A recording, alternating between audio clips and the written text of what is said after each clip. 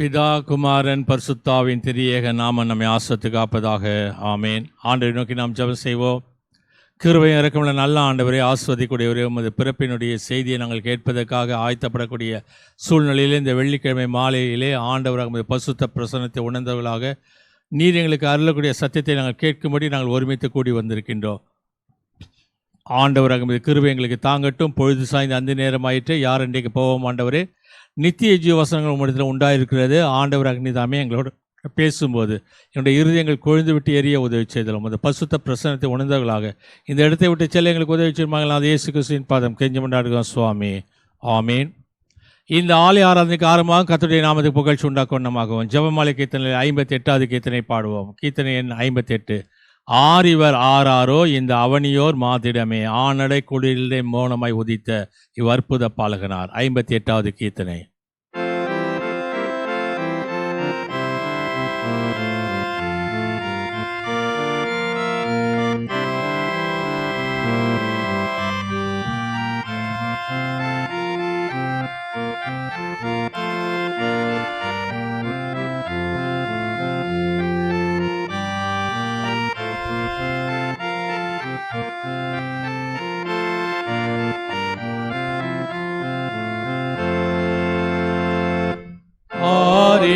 ஆரிவராரோ இந்த அவனியோர் மாதிடமே,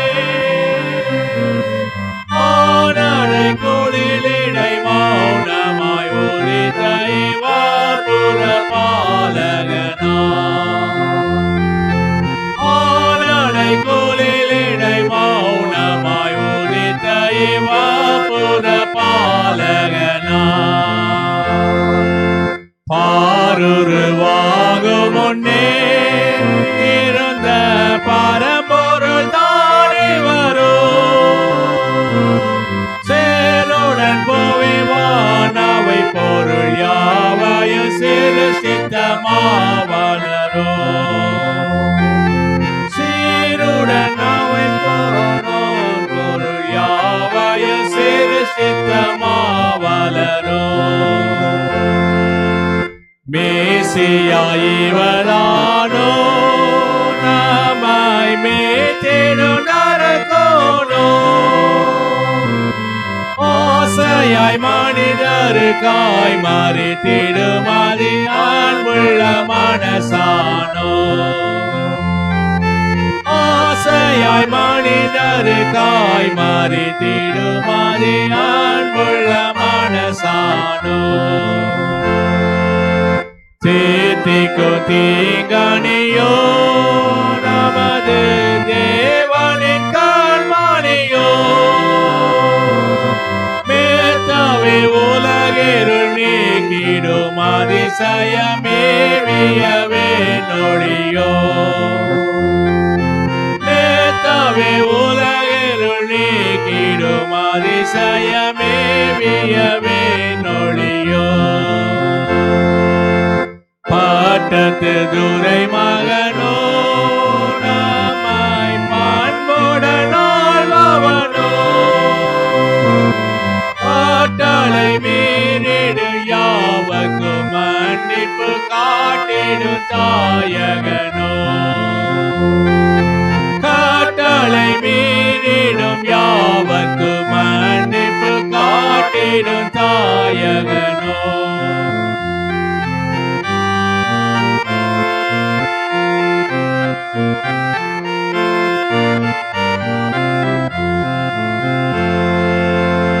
ஜீவனின் அப்பமுதான் தாகம் தீர்த்திடும் பானமுதான், ஆவலாய் ஏழைகள் அடைந்திடும் அடைக்கலமானவர் இவர்தானோ,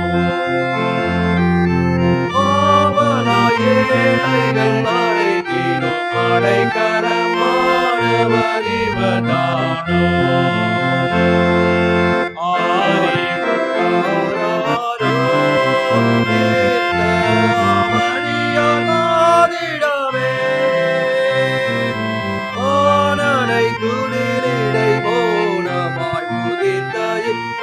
அற்புத பாலகனார்.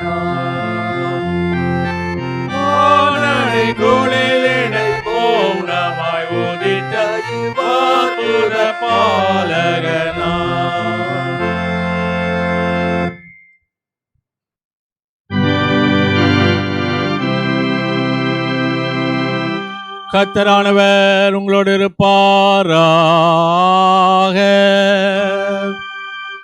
அவர் உமதாவியோடும் இருப்பாராக.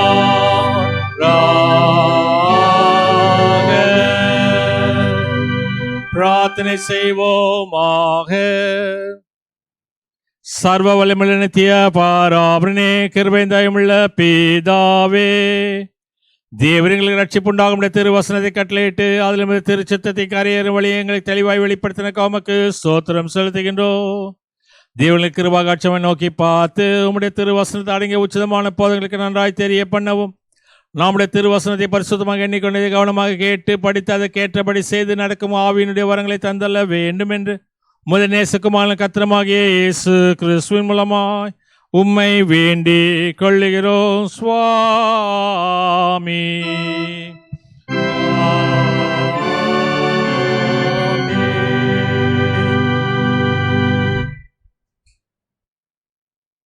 இந்த நாளுக்கென்று குறிக்கப்பட்டிருக்கூடிய வேத பகுதியை வாசிக்கவனமாக கேட்போம். அது யாத்ராகமம் புத்தகம் 31வது அதிகாரம் 12வது வசனத்திலிருந்து அந்த அதிகாரம் முடிய.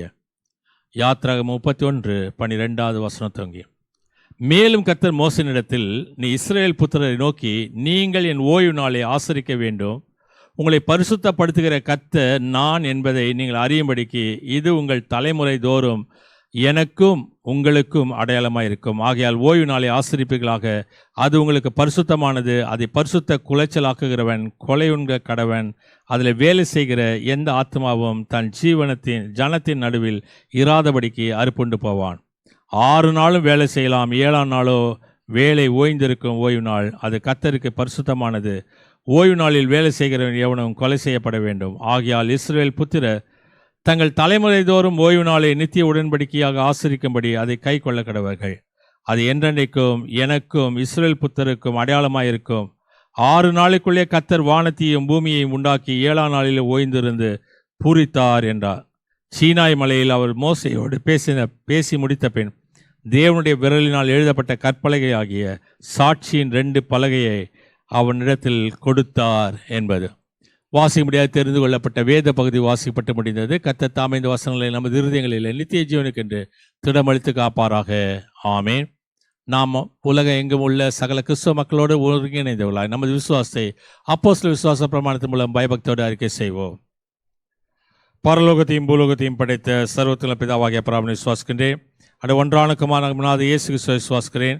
பரிசுத்தாவினால் கர்ப்பமாக உட்பவித்து கன்னிமரிடத்தில் பிறந்து பொந்திய பிலாத்துக்கு பாடுபட்டு சிலுவையில் அறையுண்டு மரித்து அடக்கப்படப்பட்டார். பாதாளத்தில் இறங்கி 3ஆம் நாள் மருத்துவ உயிர்த்தெழுந்தார். பரமரத்துக்கு ஏறி சர்வத்துள்ள பிதாவாகிய பிராமணனில் வாழ பெற்றிருக்கிறார். அடுத்த ஜூன்லோரி மருத்துவ ஞாயிற்கு வருவார். பரிசுத்தாவினை விசுவாசிக்கிறேன். பொதுவான பசு சபையும் பசுவோட ஐக்கியமும் பாவமன்னிப்பும் சுயித்ததிலும் நித்திய ஜீவன் ஒன்று என்று விசுவாசிக்கிறேன். ஆமேன். நாம் அறிக்கை செய்த இந்த விசுவாசம் நம்ம இன்னும் மட்டுமல்ல, நமது மரணமட்ட நிலையத்திற்கு எல்லா வல்ல தூய ஆவியானவர் உங்களுக்கு எனக்கு துணை செய்வாராக. ஆமேன். அமர்வோம்.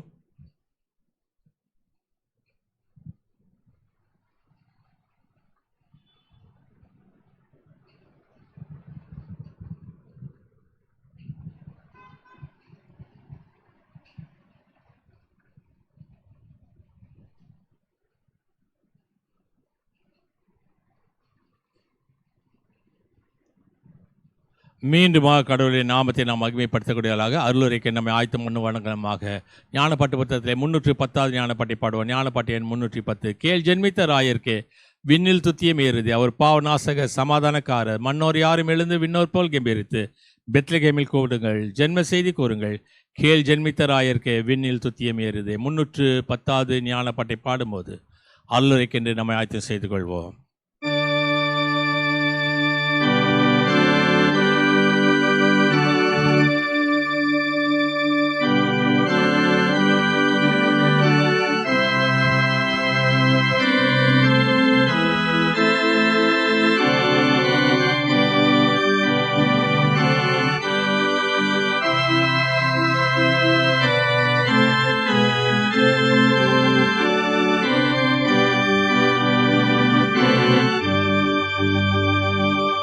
che gemita roia che venuto ti amerude ava நாசகர் சமாதான காரணர் மன்னோர் யாரும் எழுந்து மேலோர் போகேம் பிரித்து பெத்லகேமே கொடுங்க ஜென்ம செய்தி கூறுங்க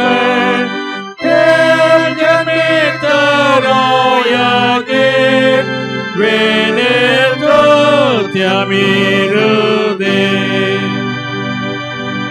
வானோர் போற்றும் கிறிஸ்துவே லோகமாளுநரே ஏற்ற காலம் தோன்றினி கண்ணீரிடம் பிறந்தே வாழ்க நாத தெய்வமே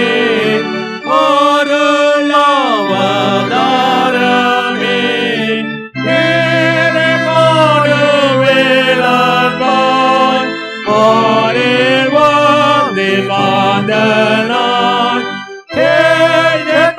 தராயகே வேனில் தோத்தியமிருதே.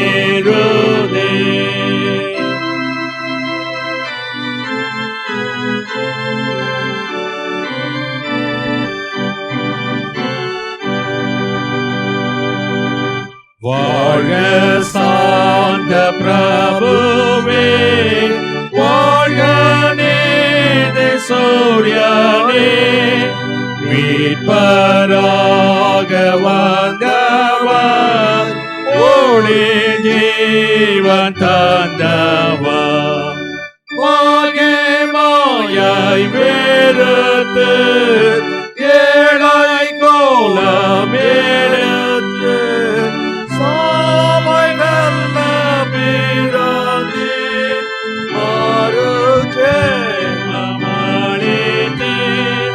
ஏஜமித்தராயகே வேனில் தோத்தியமிருதே. நம்முடைய பிதாவாகிய கடவுளிடத்திலிருந்தும் ஆண்டவராகிய இயேசு கிறிஸ்துவிடத்திலிருந்தும் உங்களுக்கு கிருபையும் சமாதானம் உண்டாவதாக. ஆமேன். ஆண்டவரை நோக்கி நாம் ஜெபம் செய்வோம். பரிசுத்தமுள்ள நல்ல ஆண்டவரே, ஆசீர்வதிக்கூடியவரே, மீண்டுமாக உமது ஆசீர்வாதத்தை பெறக்கூடியவர்களாக உமது கற்பனைகளை குறித்து நாங்கள் சிந்தனை செய்வதற்கு நீர் கொடுத்திருக்கூடிய இந்த ஸ்லாக்கியத்துக்காக நன்றி செலுத்துகின்றோம். இந்த நேரத்திலே நாங்கள் வேத வசனங்களை ஆராய்களே நீர் எங்களோடு கூட பேசும். உமது பரிசுத்த பிரசன்னத்தை உணர உதவி செய்யும். இயேசு கிறிஸ்து நாமத்தில் வேண்டிக் கொள்கிறோம் சுவாமி. ஆமேன். கிறிஸ்துவுக்குள் அன்பான உடன் விசுவாசிகளே, நாம் கடந்த 14 வாரங்களாக, இது 14வது வாரம், கர்த்தரின் அப்படின்னு சொல்லக்கூடிய ஒரு வார்த்தையை வைத்து கர்த்தருடைய கரம், கர்த்தருடைய கண்கள், கால்கள், காது, செவிகள், கர்த்தரின் வாய், கர்த்தரின் தோள், கர்த்தருடைய இருதயம், கர்த்தருடைய மனது, கர்த்தருடைய சித்தம், கர்த்தரின் அக்கினி, கர்த்தரின் நேரம், கர்த்தரின் கற்பனைகள் என்று சொல்லி இந்த நாளில் நாம் பார்க்க போகின்றோம். இது எப்போ ஆரம்பிச்சோன்னு சொன்னா, கர்த்தரின் கரம் என்று சொல்லி 22ஆம் தேதி செப்டம்பர் மாதம் ஆரம்பித்தோம். அதுக்கு அடுத்த வாரம் கர்த்தரின் கரம் என்று சொல்லி 29ஆம் தேதி செப்டம்பர் மாதம் 2ஆம் பகுதியை நாம் பார்த்தோம். கர்த்தரின் கண்கள் என்று சொல்லி அக்டோபர் மாதம் 6ஆம் தேதி நாம் சிந்தனை செய்தோம். எதற்கு இதை சொல்லுகிறேன்னு சொன்னா, ஒருவேளை இதை நீங்க பார்க்காதவங்க பார்க்கணும்னு சொன்னா இந்த தேதியில போய் நீங்க அதை பார்ப்பதற்கு ஏதுவாய் இருப்பதற்காக இவைகளை உங்களுக்கு சொல்லுகின்றேன். அது மட்டும் இல்லாம அந்த கர்த்தருடைய கண்கள் 2வது பகுதி அக்டோபர் மாதம் 13ஆம் தேதி நாம் சிந்தனை செய்தோம். 20ஆம் தேதி அக்டோபர் மாதம் கர்த்தருடைய கால்கள், 27ஆம் தேதி அக்டோபர் கர்த்தருடைய காது, செவிகள். 3ஆம் தேதி நவம்பர் மாதம் கர்த்தருடைய வாய். 10ஆம் தேதி நவம்பர் மாதம் கர்த்தருடைய தோள்கள், சுமக்கும் தோள்கள் என்று சொல்லி. 17ஆம் தேதி நவம்பர் மாதம் கர்த்தருடைய இருதயம். அதுக்கு அடுத்த வாரம் 24ஆம் தேதி கர்த்தருடைய மனது. அதுக்கு அடுத்த வாரம் காட்ஸ் வில், கர்த்தருடைய சித்தம் என்று சொல்லி டிசம்பர் மாதம் 1ஆம் தேதி வெள்ளிக்கிழமை சிந்தனை செய்தோம். கர்த்தருடைய அக்கினி என்று சொல்லி டிசம்பர் மாதம் 7ஆம் தேதி. போன வாரம் கர்த்தருடைய நேரம் என்று சொல்லி காட்ஸ் டைம். இன்னைக்கு காட்ஸ் கமாண்ட்மெண்ட்ஸ். இதை குறித்து நாம் பார்க்க போகிறோம். அடுத்த வாரம் ஒன்று இருக்கு, கர்த்தருடைய சிம்மாசனம் என்று சொல்லி பார்த்து இந்த ஆண்டோடு இந்த சீரியஸை நாம் நிறைவு செய்ய போகின்றோம். அடுத்த வாரத்துக்குரியதை சொல்லிட்டு கர்த்தருடைய சிம்மாசனம் என்று சொல்லி. இன்னைக்கு உள்ள செய்திக்குள்ளாக போகும்போது கற்பனைகள், கட்டளைகள் ரெண்டு சொல்லப்படுகிறது. வேதத்தில் உங்களுக்காக ஒரு வசனத்தை வாசிக்கிறேன். ஆதியாகமம் புத்தகம் 2ஆம் அதிகாரம் 17ஆவது வசனத்தை வாசித்தா, ஆனாலும் நன்மை தீமை அறியத்தக்க விருட்சத்தின் கனியை புசிக்க வேண்டாம், அதை புசிக்கும் நாளில் சாகவே சாவா என்று கட்டளையிட்டார். இந்த கட்டளையிட்டார் என்பது வேதத்துல அநேக இடங்களில் வருகிறது. தமிழ் வேதத்துல, ஆங்கில வேதத்துல வாசித்தா கமாண்ட் அப்படின்னு தான் போட்டிருக்கும். அப்போ 10 கற்பனைகள், கட்டளைகள் என்று சொல்லப்படுகிறது. ரெண்டும் ஒன்றா இல்லை வேறு வேறா? கற்பனைகளுக்கும் கட்டளைகளுக்கும் இடையில் உள்ள வித்தியாசம் என்ன? ஆங்கிலத்தில் 10 commandments என்று சொல்கிறோம். சிலவற்றை லாஸ் என்று சொல்கிறோம், சட்டங்கள் என்று சொல்கிறோம். இன்னைக்கு நிறைய பேர் என்ன நினைக்கிறாங்க, இந்த 10 கற்பனைகள் அது இஸ்ரவேலருக்கு தானே, எனக்கு இல்லை என்று சொல்லி அதை தள்ளிவிட முடியாது. அதை தள்ளிவிட முடியாது. ஏன் சொன்னா, எல்லாருக்கும் எல்லா காலத்திலும் அதை மீற முடியாதபடி கடவுள் நமக்கு கொடுத்திருக்கின்றார். சட்டங்கள் என்று சொல்லும்போது, லாஸ் என்று சொல்லும்போது 613 சட்டங்கள் சொல்லுகிறது. இதைதான் நியாய பிரமாணம் என்று சொல்கின்றோம். சிலது வனாந்திர பயணத்துக்கு மட்டும், சிலது ஒரு குறிப்பிட்ட காலத்துக்கு மட்டும். இதற்குள் 10 கற்பனைகள் வராது. 613 சிலதுல வராது. கர்த்தர் சீனாய் மலையில மோசேயை வரவழைத்து இஸ்ரவேல் ஜனங்களுக்கு கற்பிக்கும்படியான சட்டங்களை அவனுக்கு கொடுத்தார். பின்பு அவர் தன் கை விரலினால் எழுதின கற்பனைகளாக 2 பலகைகளை மோசே கிட்ட கொடுத்தார். அது முன்னும் பின்னும் எழுதியிருந்தார். இதை யாத்திராகம புத்தகம் 31ஆவது அதிகாரம் 18ஆவது வசனத்துல வாசிக்கிறோம். அந்த கற்பலகைகளின் இருபுறமும் எழுதப்பட்டிருந்தது. அந்த பலகைகள் தேவனால் செய்யப்பட்டதாயும் அவைகளை பதிந்த எழுத்து தேவனால் எழுதப்பட்டு எழுத்துமாய் இருந்தது. யாத்திராகமம் 32ஆவது அதிகாரம் 15, 16 வசனங்கள். நம்ம எல்லாருக்கும் தெரியும், நீ வா நான் உனக்கு கொடுக்கிறேன்னு சொல்லி அவரே அந்த கற்பலகைகளை உருவாக்கி அதிலே அவர் எழுதி கொடுக்கின்றார். அது முன்னும் பின்னும் எழுதப்பட்டது என்று சொல்லப்படுகிறது. சில நேரத்தில் பார்த்துருப்பீங்க, இந்த மோசே கையில அந்த 10 கற்பனையை பிடிச்சிருக்கிற மாதிரி இருக்கும். அதில் பார்த்தீங்கன்னா எல்லாம் ஒரே பக்கத்துல தான் எழுதியிருக்கும். அது ஒரு பக்கம் இல்லை, 2 பக்கம் எழுதப்பட்டிருக்குன்னு சொல்லி வேதம் சொல்லுகிறது. நமக்கு தெரியாது. இப்ப என்ன செய்யறாருன்னா, அதை வாங்கிட்டு கீழே வரார். கீழே வந்தா அங்க பொன் கன்று குட்டி செய்து அதை உண்டாக்கி அதை பணிந்து கொண்டது நிமித்தம் அவர் கோவம் வருது. தூக்கி அடிக்கிறது பலகைய. இதுதான் நடந்த சம்பவம், நமக்கு தெரியும். என்னங்க இவ்வளவு தூரம் கூட்டு வந்த கடவுள் எங்க போனாலும் தெரியலையே நமக்கு. அதனால எங்களுக்கு ஒரு கடவுளை உருவாக்கணும்னு சொன்னோன்னா ஒரு பொண்ணு கண்ணுக்குட்டியை உருவாக்கிட்டாங்க.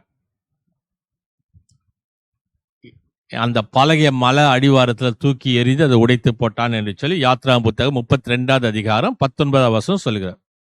இது நமக்கு தெரிந்த சம்பவம். கடவுள் பின்பு மோசேயை நோக்கி, ஏன்பா நான் உனக்கிட்ட கொடுத்தனே, அதை போட்டு உடைச்சிட்டியே, அதை போலயே 2 பலகைய இழைத்து கொண்டு வா, செய்து கொண்டு வா, நான் அதுல எழுதுறேன்னு சொல்றார். யாத்ரா புத்தகம் 31வது அதிகாரம் 1 வசனத்துல. அப்படியே மோசே அதே மாதிரி செய்து கொண்டு போகின்றான். யாத்ராகம் 34வது அதிகாரம் 4வது வசனம். நிறைய வசனம் இருக்கிறதுனால நான் உங்களுக்கு இதை சொல்றேன், குறிப்பெடுத்துக் கொள்ளுங்க. கர்த்தர் சொன்னா நான் சொல்றத எழுதுன்றார். நான் எழுதுவேன்னு சொன்னாரு, இப்போ நீ எழுதுன்னு சொல்றாரு. நான் சொல்றேன், உன்னை எழுதுன்றார். யாத்ராகம் புத்தகம் 34வது அதிகாரம் 27, 28 வசனத்தை சொல்லப்படுது. ஆனா உபாகமம் புத்தகத்துல மோசே எழுதல, 2வது கர்த்தர் தான் எழுதினார் என்று சொல்லி உபாகமம் 10வது அதிகாரம் முதல் 4 வசனத்துல சொல்லப்படுகிறது. இவ்வாறு கடவுளால் எழுதப்பட்ட வார்த்தைகளே 10 கற்பனைகள், 10 கட்டளைகள் என்று சொல்லப்படுகிறது. இந்த 10 கற்பனையில லுத்திரன் திருச்சபையில முதல் 3 கடவுளுக்கும் 4ல இருந்து 10 வரைக்கும் 7 காரியம் பிறனுக்கும் சொல்லப்படுகிறது. ஆனா தென்னிந்திய திருச்சபையில முதல் 4 கடவுளுக்கும் 5வது கற்பனை உன் தகப்பனின் தாயும் மதிப்பாயாக என்று சொல்லி மீதி உள்ள கற்பனைகள் சொல்லப்படுகிறது. 4, 6 என்று சொல்லப்படுகிறது. லுத்திரன் திருச்சபைகளில 3, 7 அப்படின்னு சொல்லி பிரிக்கப்படுது. எதுக்கு சொல்றேன்னா, இனி வரக்கூடிய நேரத்துல எல்லாம் நம்ம 4, 6 அப்படின்னு தான் பார்க்க போறோம். 10 கற்பனைகள் என்னும் வார்த்தை வேதாகமத்துல யாத்ராகமம் 34வது அதிகாரம் 28வது வசனம், உபாகமம் 4வது அதிகாரம் 13வது வசனம், 10வது அதிகாரம் 4வது வசனம், இந்த 3 இடத்துல தான் 10 கற்பனைகள் என்று சொல்லக்கூடிய வார்த்தை சொல்லப்படுகிறது. யாத்ராகம் புத்தகம் உபாகம புத்தகத்துல 10 கற்பனை கொடுத்திருந்தாலும் இந்த 10 கற்பனை என்று சொல்லக்கூடிய வார்த்தை யாத்ராகமம் 34, 28, உபாகமம் 4, 13, 10வது அதிகாரம் 4வது வசனம். 10 கற்பனைகளுக்கு யாத்ராகம் புத்தகம் 34வது அதிகாரம் 28வது வசனத்துல உடன்படிக்கையின் வார்த்தைகள் எனவும், உபாகமம் புத்தகம் 4வது அதிகாரம் 13வது வசனத்துல தேவனுடைய உடன்படிக்கை எனவும், நெகேமியா 10வது அதிகாரம் 29வது வசனத்துல கற்பனைகள் எனவும், யோவான் 15வது அதிகாரம் 10வது வசனத்துல பிதாவினுடைய கற்பனைகள் என்றும் இதற்கு பல்வேறு விதமான பெயர்கள் சொல்லப்படுகிறது. உடன்படிக்கையின் வார்த்தைகள், தேவனுடைய உடன்படிக்கை, கற்பனைகள், பிதாவின் கற்பனைகள் என்று சொல்லப்படுகிறது. இந்த 10 கற்பனைகளுக்கு எபிரேயத்துல எசடாபர் அப்படின்னு சொல்லி சொல்லப்படுகிறது. எபிரேயத்தில் எசடாபர். உடன்படிக்கையின் வார்த்தைகள் என்பதற்கு பெரித் டாபர் என்று சொல்லப்படுகிறது. இதற்கு இன்னொரு பெயர் சாட்சி பலகையாக சொல்லப்படுகிறது. சாட்சி பலகை என்று சொல்லப்படுகிறது. யாத்ராகம் புத்தகம் 32வது அதிகாரம் 1 வசனம், யாத்ராகமம் 34, 29 2 வசனத்துல இந்த 10 கற்பனைக்கு உடன்படிக்கை பலகை, உபாகமம் 9வது அதிகாரம் 9, 11 வசனத்துல 2 இடத்துல எழுதப்பட்டிருக்கு. ஆனால் கற்பனை என்னும் வார்த்தை நமது வேதாகமத்துல 15 வசனங்கள்ல எழுதப்பட்டிருக்கு. கற்பலகை 4 தேவனுடைய தொடர்பிலும் மற்ற 6 மனித தொடர்பிலும் உண்டு. நான் சொன்னேன்ல, முதல் 4 கடவுளுக்குரியதும் 5லிருந்து 10 6 கற்பனைகள் பிறனுக்குரியது என்று சொன்ன அதுதான். இந்த 4வது கற்பனையும் 5வது கற்பனையும் செய் என்று சொல்லப்படுகிறது. 4வது கற்பனையும் 5வது கற்பனையும் செய் என்று சொல்லப்படுகிறது. ஆனா மற்ற கற்பனைகள் எல்லாம் செய்யாதே என்று சொல்லப்படுகிறது. மொத்தம் 10 கற்பனையில் 8 கற்பனை செய்யாதன்னு சொல்லுது. ரெண்டே ரெண்டு கற்பனை மட்டும் செய் என்று சொல்கிறது. அது செய் என்று சொல்வது ஓய்வு நாளை ஆசரிக்க நினைப்பாயாக செய். தகப்பனின் தாயும் மதிப்பாயாக செய். இப்ப இந்த 10 கற்பனைக்கு நம்ம போவோம். முதலாவது கற்பனை நம்ம எல்லாருக்கும் தெரியும். உன் தேவனாகிய கர்த்தர் நானே, என்னை அன்றி வேறே தேவர்கள் உனக்கு உண்டாயிருக்க வேண்டாம். யாத்ராவும் 20:2-3 வசனம், உபாகமம் 5வது அதிகாரம் 7வது வசனம். உங்கள் தேவனாகிய கர்த்தர் நானே என்ற வார்த்தை நமது வேதாகமத்தில் 8 இடங்களிலே எழுதப்பட்டிருக்கு. ஆனால் என்னையன்றி வேறே தேவர்கள் உண்டாயிருக்க வேண்டாம் என்ற வார்த்தை 2 இடத்துல தான் குறிப்பிடப்பட்டுள்ளது. 2வது கற்பனைக்கு போவோம். யாதொரு சொரூபத்தியாகிலும் யாதொரு விக்கிரகத்தியாகிலும் நீ உனக்கு உண்டாக்கவோ நமஸ்கரிக்க வேண்டாம். யாத்ராகமம் 20:4-5, உபாகமம் 5:8-9. கர்த்தர் மனிதனை உண்டாக்கினார், மனிதன் கடவுளை உண்டாக்குகின்றான். இது பாவம் என்று சொல்லி வேதம் சொல்லுகிறது. யாத்ராகமம் 32வது அதிகாரம் 31வது வசனம், உண்டாக்க வேண்டாம், நீ கடவுள்களை உருவாக்க வேண்டாம். இப்படி 9 முறை எழுதப்பட்டிருக்கு. 3வது கற்பனை, கர்த்தருடைய நாமத்தை வீணிலே வழங்காதிருப்பாயாக. யாத்ராம் 20:7, உபாகமம் 5:11.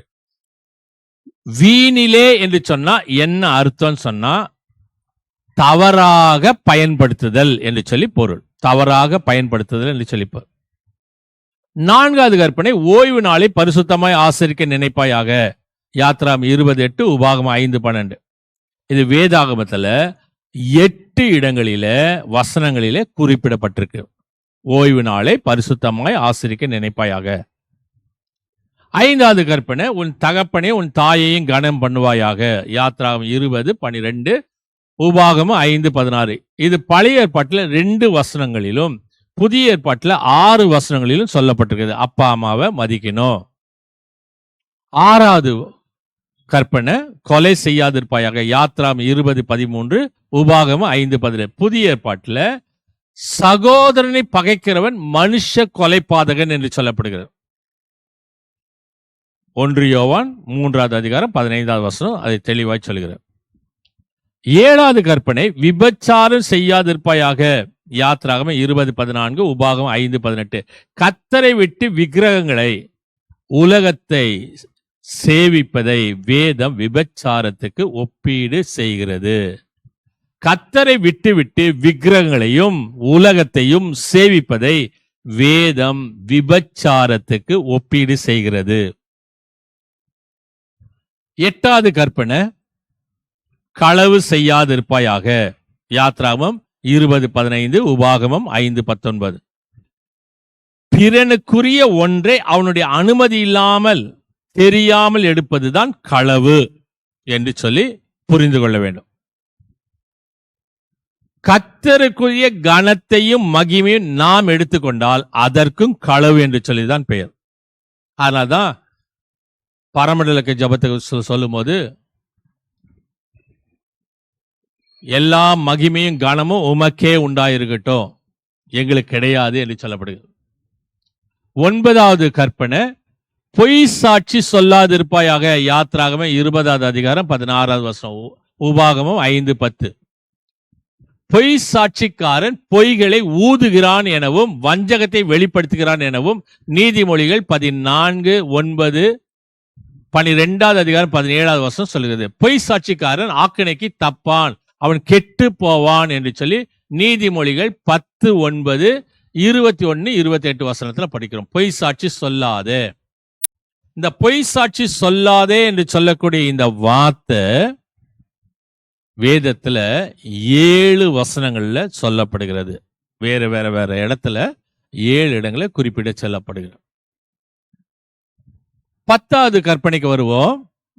இச்சியாதே. யாத்ராகமம் 20:17, உபாகம் 5:20. மனுஷனுக்கு தேவையில்லாத ஆசைகளும் விருப்பங்களுமே இச்சை என்று சொல்லப்படுகிறது. பிறனுக்கு சொந்தமான ஒன்றை தனக்கு வேண்டும் என்று ஆசைப்படுவது இச்சை. இச்சையில 2 வகை உண்டு. ஒன்று மனிதனை இச்சிப்பது, 2 பொருட்களை இச்சிப்பது. ரெண்டுமே பாவம். அதனாலதான் அயலான் மனைவியை இச்சியாது இருப்பாயாக, அயலான் வேலைக்காரன் வேலைக்காரிகளை இச்சியாது இருப்பாயாக, அயலானுக்குரிய பொருட்களை ஆடு மாடு கழுத எதையும் இச்சியாது இருப்பாயாக. இந்த இச்சியாது இருப்பாயாக என்பதை தான் இயேசு கிறிஸ்து புதிய ஏற்பாட்டில் 10 கற்பனைகளை 2 கற்பனையாக மாற்றினார். மார்க் எழுதின சுவிசேஷம் 12வது அதிகாரம் 30-31 வசனத்தில் சொல்கிறது. இப்போ இந்த கற்பனைகளை நம்ம பார்த்தா யாரெல்லாம் இந்த கற்பனைகளை மீறினார்கள் என்பதை நம்ம வேதத்தினுடைய அடிப்படையில் தெரிந்து கொள்ளப் போகின்றோம். கற்பனைகளும் அதை மீறினவர்களும். உன் தேவனாகிய கர்த்தர் நானே, என்னை அன்றி வேறே தேவர்கள் உனக்கு உண்டாயிருக்க வேண்டாம். யாத்திராகமம் 20:2-3. இதை மீறினவன் யார் என்று சொன்னால் சாலமோன் ராஜா. 700 மனைவிகளும் 300 மறுமனையாட்டிகளும் திருமணம் செய்து அந்த ஸ்திரீகளுடைய நிமித்தம் அநேக புறஜாதி தேவர்களை சேவித்து முதல் கட்டளையை மீறி போனான். இது 1 ராஜாக்களின் புத்தகம் 11வது அதிகாரத்தில் தெள்ள தெளிவாய் சொல்லப்படுகிறது. 2வது கற்பனை, யாதொரு விக்கிரகத்தையாக நீ உனக்கு உண்டாயிருக்க வேண்டாம். இதை மீறினவர் யார்? இஸ்ரவேலர். பொன் கன்றுக்குட்டிகளை செய்தார்கள். யாத்திரா 32வது அதிகாரத்தில் வாசிக்கிறோம். தங்களை சுற்றியிருந்த அநேக புறஜாதி தேவர்களுக்கு பலிபீடம் கட்டி விக்கிரக தோப்புகளை உண்டாக்கினார்கள். இஸ்ரவேலர் மீறினார்கள். நியாயாதிபதிகளின் புத்தகம் 2வது அதிகாரம் 10-14 வசனமும், 2 ராஜாக்களின் புத்தகம் 21வது அதிகாரம் முதல் 15 வசனமும், எரேமியா 1 அதிகாரம் 16வது வசனத்திலும் இவைகளை நாம் பார்க்கலாம். 3வது கற்பனை, உன் தேவனாகிய கர்த்தருடைய நாமத்தை வீணிலே வழங்காது இருப்பாயாக. இத மீறின கட்டளை மீறினவர் யார் என்று சொன்னா சிதேக்கியா ராஜா என்பவர். தன்னுடைய உடன்படிக்கை செய்து தன்னை எருசலேமுக்கு ராஜாவாக்கிய நேபுகாத் நேச்சாருடைய உடன்படிக்கை முறியடித்து நயமாக ஆசை காட்டிய எகிப்தினுடைய உறவு வைத்து 3வது கட்டளை மீறி தேவனுடைய நாமத்தை தூஷித்தார். இதற்கு ஆதாரம் எசேக்கியேல் தீர்க்கதரிசன புத்தகம் 17வது அதிகாரம் 15வது வசனத்திலிருந்து 21வது வசனம் முடிய. 4வது கற்பனை, இதை மீறினவர் யார்? ஓய்வு நாளை பரிசுத்தமாய் ஆசரிக்க நினைப்பாயாக. இதை மீறினவர் ஒரு மனிதன், பெயர் சொல்லப்படல. என்னாகும் புத்தகம் 15வது அதிகாரம் 32-36 வரைக்கும். இஸ்ரவேலர்கள் வனாந்திர பயணத்தில் ஒரு மனுஷன் ஓய்வு நாளில் விறகு பொறுக்கியதால் கர்த்தருடைய கட்டளை மீறி போனார். இன்னொருத்தரும் மீறி போனார், யூதா கோத்திரத்தார். இவர்கள் ஓய்வு வருஷங்களை கட்டளைப்படி அனுசரிக்காததால் தேசம் தன்னுடைய ஓய்வு வருஷங்களை அனுபவித்து தீர் மட்டும் 70 வருடம் அது பாழாய் கிடந்தது. லேவியருக்கு எழுதின ஆகமம் 25வது அதிகாரம் 4வது வசனம், 26வது அதிகாரம் 33-35 வசனம். 5வது கற்பனை, உன் தேவனாகிய கர்த்தர் உனக்கு கொடுக்கிற தேசத்திலே உன் நாட்கள் நீடிப்பதற்கு உன் தகப்பனையும் உன் தாயையும் கனம் பண்ணுவாயாக. இதை மீறினவர்கள் யார்? இந்த கட்டளைப்படி நடக்காதவர்கள் யார்? ஒப்னி பினேகாஸ், ஏலினுடைய குமாரர்கள்.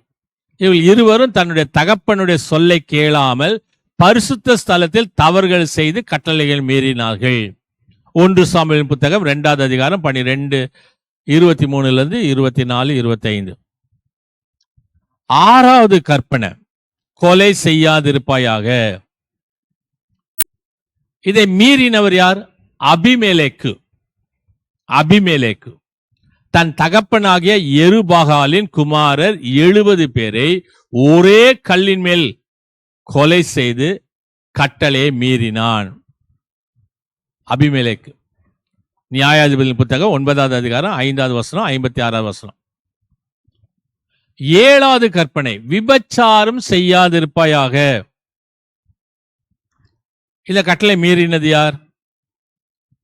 தாவீது ராஜா. ஊரியாவினுடைய மனைவி இச்சித்து விபச்சாரம் செய்து ஊரியாவை கொலை செய்து கட்டளையை மீறினார். இந்த தாவீதை எடுத்து நம்ம பார்த்தோம்னா அந்த 10 கற்பனையில நிறைய கற்பனை அவர் மீறி இருப்பார்.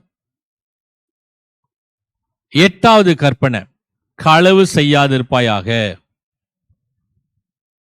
மீறினவர் யார்? ஆகாப் ராஜா. நாபோத் தோட்டத்தை இச்சித்து அதற்காக கொலை செய்து அவனுடைய தோட்டத்தை களவாடி தேவனுடைய கட்டளையை மீறினார். 9வது கற்பனை, பொய் சாட்சி சொல்லாதிருப்பாயாக. இதை மீறினவர் யார்? சவுல் ராஜா. அமலேக்கரை மடங்கடிக்கும் போது எல்லாவற்றையும் சங்கரித்து கொன்று போட கடவாய் என்ற கட்டளையை மீறி நலமானதையும் கொழுத்தவைகளையும் எடுத்து வைத்துக் கொண்டு தேவனுக்கு பலியிடவே எடுத்தோம் என்று பொய் சொல்லி கட்டளையை மீறினான். இந்த சம்பவம் நம்ம எல்லாருக்கும் நல்லா தெரியும். இதை சாமுவேல் தான் கண்டுபிடிப்பார். 10வது கற்பனை, இச்சியாது இருப்பாயாக. இதை மீறினவன் யார்? ஆகான். யூதா கோத்திரத்தை சேர்ந்த ஆகான் கொள்ளையிலே நேர்த்தியான பாபிலோனிய சால்வையையும் 200 வெள்ளி சேக்கல் 50 சேக்கல் நிறையான பொன் பாலத்தையும் வீச்சித்து தேவனுடைய கட்டளை மீறி போனான். இதன் நிமித்தமாக அவன் கொலை செய்யப்பட்டான். இந்த மீறினவங்களெல்லாம் பார்த்தீங்கன்னு சொன்னா கேயாசி கை நீட்டி பரிதானம் வாங்கினா அவன் கை குஷ்ரோகம் பிடிச்சது. இந்த ஆகான் பூமிக்கடியில பாளையத்துல என்ன செய்தா? புதைத்து வைத்தான். கற்குவியல்களினால் அவன் புதைக்கப்பட்டான். கண்களினால் பாவம் செய்தான் சிம்சோன், கண்கள் பிடுங்கப்பட்டது. இப்படி எல்லா காரியத்தையும் சொல்லும்போது இன்னொரு காரியமும் சொல்லப்படுகிறது. என்ன காரியம் சொன்னா, இயேசு கிறிஸ்து வந்த உடனே இந்த 10 கற்பனைகள் ஒழிந்து போய்விட்டது. இன்னைக்கு பாத்தீங்கன்னு சொன்னா நிறைய பேர் பரமடலுக்க ஜெபம் சொல்ல மாட்டாங்க. சில சபைகளில, பாரம்பரிய சபைகள்ல சொல்லுவாங்க. ஏன்னு சொன்னா அது ஆண்டவராக இயேசு கிறிஸ்து சீடர்களுக்கு சொல்லிக் கொடுத்தது, படிக்காதவர்களுக்கு சொல்லிக் கொடுத்தது. இப்ப நாங்க எல்லாம் படிச்சுட்டோம், அதனால அந்த இதை நாங்க ஃபாலோ பண்ணணும்னு அவசியம் இல்லை, அதனால நாங்க செய்து கொள்வோம். ஆனா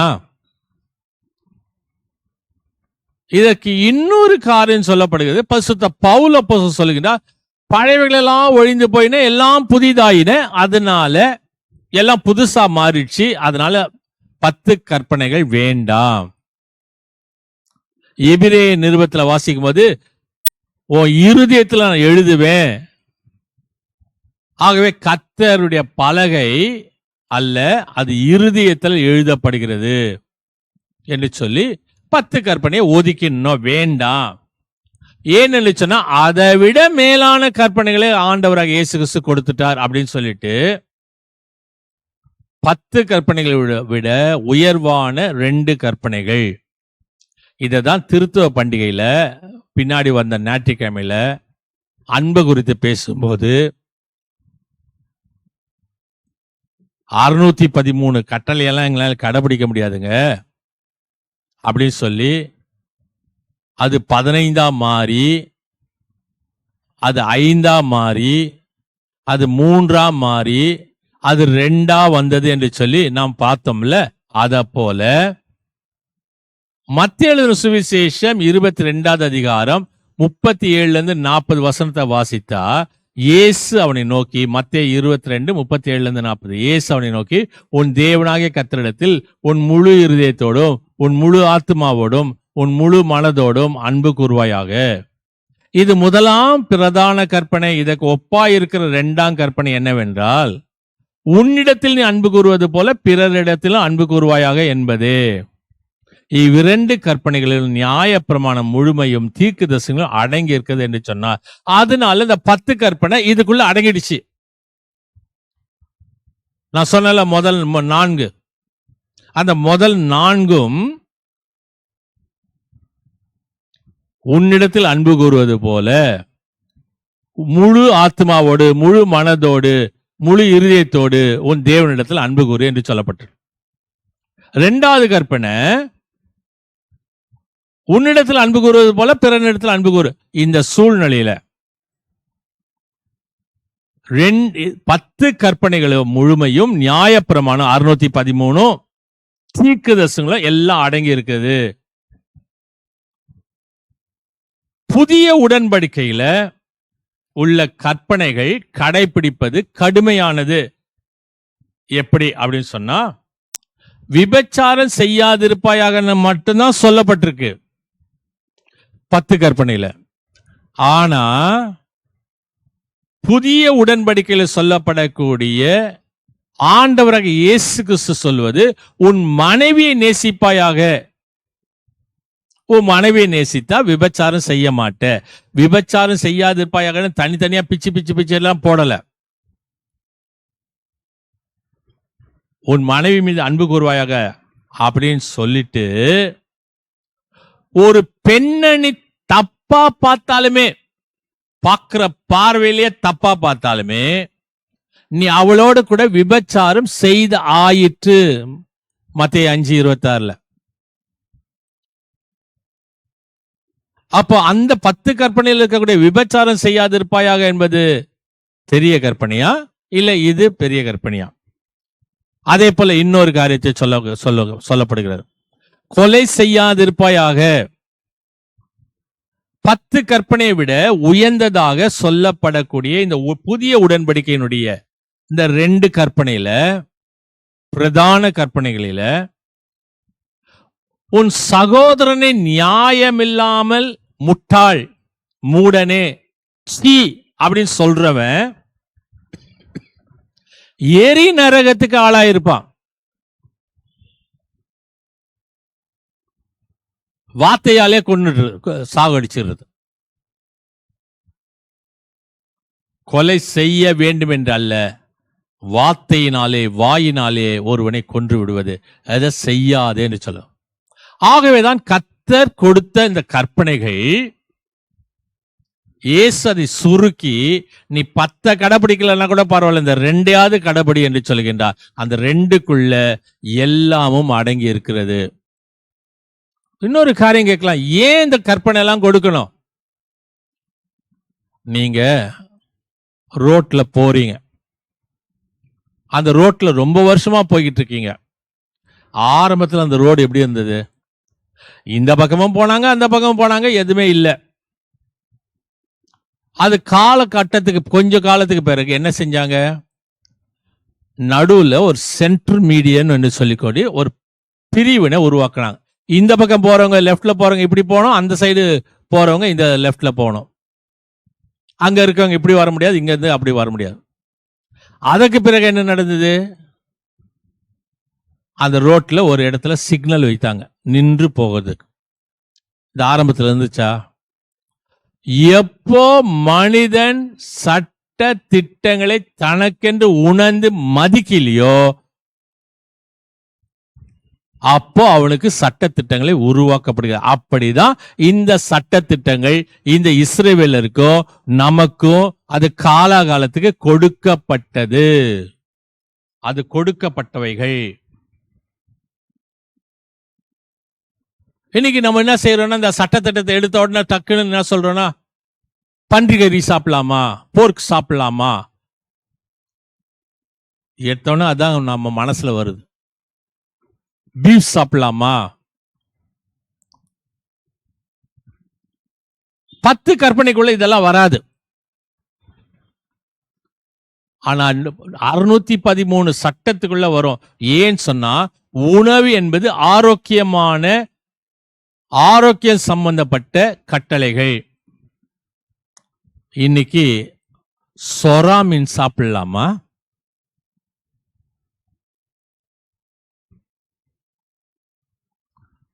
இறால் சாப்பிடலாமா? நண்டு சாப்பிடலாமா? இந்த கணவான் சொல்லக்கூடியது வேண்டி விரும்பி ஹோட்டல்ல போய் சாப்பிடுறோமே, சாப்பிடலாமா? ஏன்னு சொன்னா செதில் இல்லாத மீனை சாப்பிடக்கூடாதுன்னு சொல்லுது. சொராக்கு செதில் கிடையாது. நிறைய கால் இருக்கிறது சாப்பிடக்கூடாதுன்னு சொல்லப்படுது. ஏறாவும் நண்டும் இதெல்லாம் ஒதுக்கி விட்டுட்டு அதுக்கு மட்டும் ஒரு குறிப்பிட்ட கண்ணை வச்சுட்டு பார்க்கிறதுக்கு காரணம் என்ன? அவைகள் வனாந்திரத்துல வேண்டாம் என்று சொல்லி அது சரீர உபாதைகளை, செரிமான பிரச்சனைகளை உருவாக்கும், உடல்நிலை பாதிக்கும் என்பதற்காக சொல்லப்பட்ட செய்திகள். இப்ப அது சாப்பிடலாமா வேணாமான்றத நமக்கு எல்லாம். அதே போல ரத்த உறவுல திருமணம் செய்யக்கூடாது. அது எப்படிங்க? மோசையுடைய அப்பா அம்மாவை நீங்க பாத்தீங்களா? மோசையுடைய அப்பா அவங்க அத்தையே கல்யாணம் பண்ணிக்கிட்டாரு. அத்தை முறை. இந்த சூழ்நிலையில கற்பனைகள் நமக்கென்று கடவுளால் கொடுக்கப்பட்டது. அதை நாம் பயன்படுத்தி அதன்படி நாம் வாழும்போது கர்த்தரோடு கூட இணைந்து கர்த்தருக்கு ஏற்ற உகந்த பிள்ளைகளாக நாங்கள் வாழுகின்றோம் என்ற அந்த எண்ணம் இருந்தால் 10 கற்பனை இல்ல, 613 கட்டளை இல்ல, 6000 கற்பனை கொடுத்தாலும் கடவுளோடு இணைந்து வாழும்போது கடவுளுடைய கிருபையில நாம் நிலைத்து நிற்க தூய ஆவியானவர் நமக்கு உதவி செய்வாராக. ஆமென். கண்களை மூடி ஜெபிப்போம். மகா கிருபையுள்ள நல்ல ஆண்டவரே, ஆஸ்வதிக்கூடியவரே, மீண்டுமாக ஆண்டவராக நீர் கொடுத்த கற்பனைகளை குறித்து நாங்கள் சிந்தனை செய்வதற்கு நீ செய்த கிருபைகளுக்காக நன்றி செலுத்துகிறோம். நாங்கள் கற்பனைகளை மீறாதபடி அவளுக்கு உட்பட்டு நடக்க எங்களுக்கு உதவி செய்யுமாய் அது இயேசு கிறிஸ்துவின் பாதம் கெஞ்சி கொண்டாடுகிறோம் சுவாமி. ஆமேன். பரமண்டலுக்கு எங்கள் பிதாவே, உம்முடைய நாமம் பரிசுத்தப்படுவதாக, ராஜ்யம் வருவதாக, உம்முடைய சித்தம் பரமண்டங்களிலே செய்யப்படுவது போல பூமியிலே செய்யப்படுவதாக. அன்றில் அப்பத்தி இன்று தாரும் என் கடனாளிக்கு நாம் மன்னிக்கிறது போல என் பாட்டுகளை மன்னியும். எங்கள் சோதனைக்கு பிரவேசிக்கப்படாததும் தீர்ந்து ரட்சித்துக் கொள்ளும். ராஜ்யம் வல்ல மகிமை என்ன முடியல சுவாமி. ஆமேன். நம்முடைய ஆண்டவராக இயேசு கிறிஸ்துவினுடைய கிருபையும் பிதாவாகிய தேவன் அன்பும் பரிசுத்தாவிட ஐக்கியம் ஆசீர்வாதம் வழி நடத்தலும் சதா காலத்திலும் நம் அனைவரோடும் இன்று இருப்பதாக. ஆமேன். அறிவிக்க வேண்டிய அறிவிப்புகள்: வரக்கூடிய ஞாயிற்றுக்கிழமை காலை 8:30 மணிக்கு ஆலய ஆராதனை நடைபெறும். 25ஆம் தேதி காலை 5:30 மணிக்கு கிறிஸ்துமஸ் பண்டிகை ஆலய ஆராதனை நடைபெறும். வரக்கூடிய வெள்ளிக்கிழமை, அடுத்த வெள்ளிக்கிழமை, இந்த ஆண்டினுடைய கடைசி வெள்ளிக்கிழமை அன்று கர்த்தருடைய சிம்மாசனம் என்று சொல்லக்கூடிய தலைப்புல நாம் சிந்தனை செய்ய போகிறோம். அதோடு இந்த சீரியஸை நம்ம முடிக்க போறோம். தொடர்ந்து ஜெபம் செய்யுங்கள். தொடர்ந்து இவைகளிலே இந்த அனைத்து ஆலய ஆராதனையில் ஜெபசந்தியோடு கலந்து கொள்ளும்படி அன்போடு கேட்டுக்கொள்ளப்படுகின்றீர்கள். மீண்டுமாக கடவுளுடைய நாமத்தை நாம் மகிமைப்படுத்தக்கூடியவர்களாக நம்மையும் நம் காணிக்கைகளையும் படைக்க வண்ணமாக ஞானப்பாட்டு புத்தகத்திலே 312 ஞானப்பாட்டி பாடுவோம். ஞானப்பாட்டி எண் 312. ராக்காலம் பெத்லகே மேய்ப்பர்கள் தம் மந்தை காத்தனர், கர்த்தாவின் தூதன் இறங்க விஞ்சோதி கண்டனர். 312 ஞானப்பாட்டை பாடுவோம்.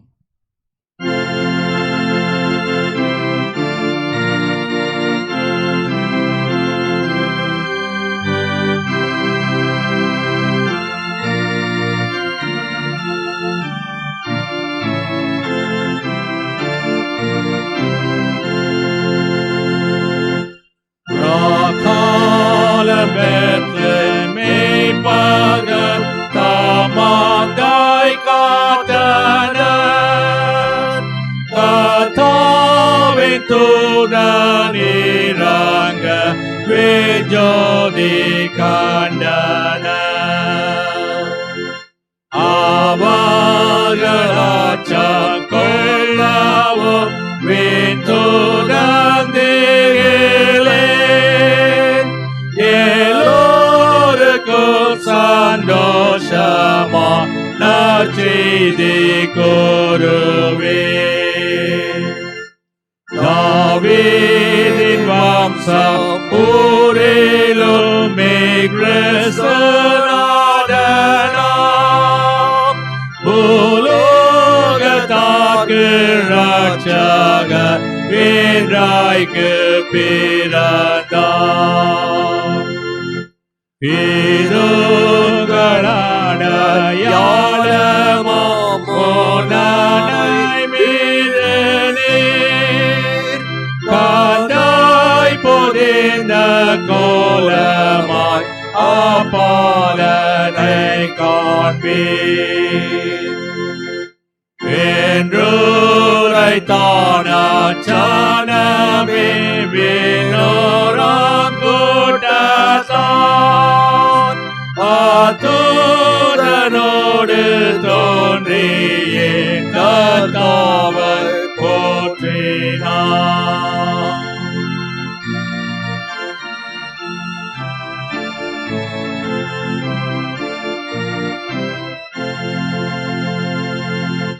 மாவுனதத்தில் ஆண்டவா நீர் மாயாழ்வே பூமியில் சமாதானமும் நல்லோர்க்கு ஈகுவே. படைத்திற்குரிய இந்த காணிக்கைகளுக்காக நம் ஆண்டவரை நோக்கி நாம் ஜெபம் செய்வோம். மகா இரக்கமுள்ள நல்ல ஆண்டவரே, 10 கற்பனைகளை காட்டிலும் உமது பிரதானமான 2 கற்பனைகளை நாங்கள் கடைபிடித்து நடக்க நீர் எங்களுக்கு கற்பித்த இந்த பாடங்களுக்காக நன்றி செலுத்துகின்றோம். எல்லாவற்றுக்கும் மேலாக உமது கரத்திலிருந்து பெற்றுக்கொண்டு நன்றியுள்ள இருதயத்தோடு காணிக்கைகளாக படைத்திருக்கிறோம். ஆண்டவராக நீதாம் இந்த காணிக்கைகளையும் படைத்தவருடைய அருமையான மக்களுடைய இருதயத்தினுடைய விருப்பங்களையும் ஏற்றுக்கொண்டு அவளை ஆசுவத்தை வழிநடத்துமாய் நான் இயேசு கிறிஸ்துவின் பாதம் கெஞ்சி கொண்டாடுகிறோம் சுவாமி. ஆமேன்.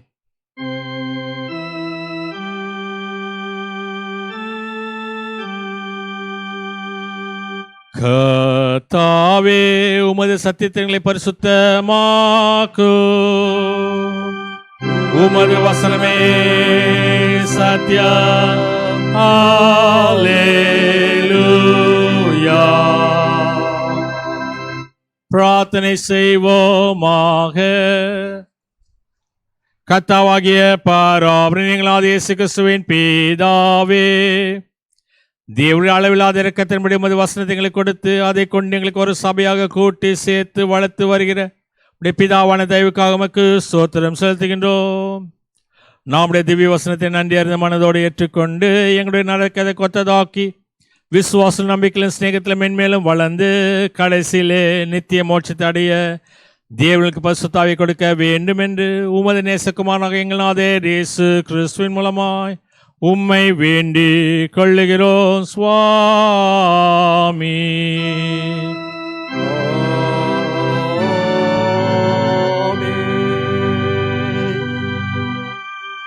கர்த்தரானவர் உங்களோடு இருப்பாராக.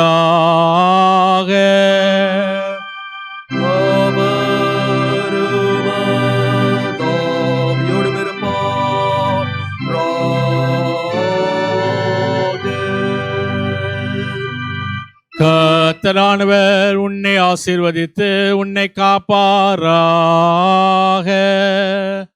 கர்த்தரானவர் தம்முடைய திருமுகத்தை உன்னில் பிரகாசிக்க செய்து உன் பேரில் கிருபை உள்ளவராயிருப்பாராக. கர்த்தரானவர் தம்முடைய திருமுகத்தை உன்னில் ஏறெடுத்து உனக்கு சமாதானம் தந்தழுவாராக.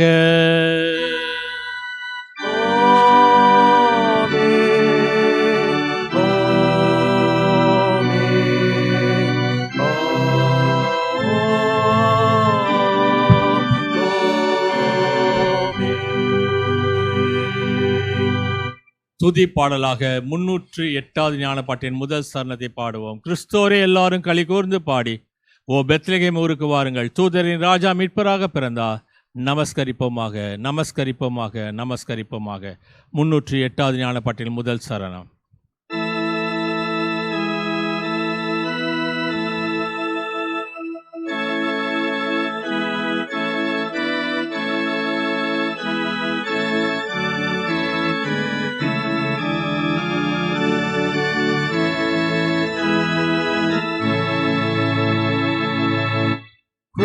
கிறிஸ்தோரே எல்லோரும் காடை கோர்ந்து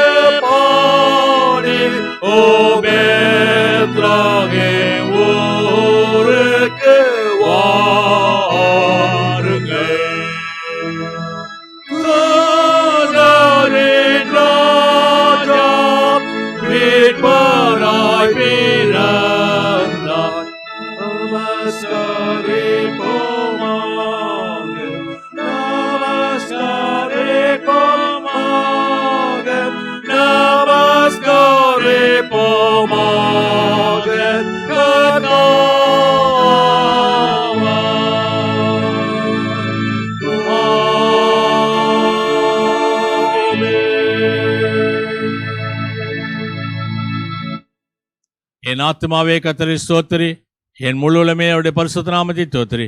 என் ஆத்துமாவே கர்த்தரை ஸ்தோத்திரி, கர்த்தர் செய்த சகல உபகாரம் மறவாதிரு. ஆமேன். கர்த்தர் உங்கள் போக்கி வருத்தி இது முதல் கொண்டு என்னைக்கு ஆஸ்வத்து காப்பாராக. ஆமேன். சுவாமி கிருபையாயிரும், கிறிஸ்துவே கிருபையாயிரும், சுவாமி கிருபையாயிரும். ஆமேன். பிராவுனுக்கு ஸ்தோத்திரம்.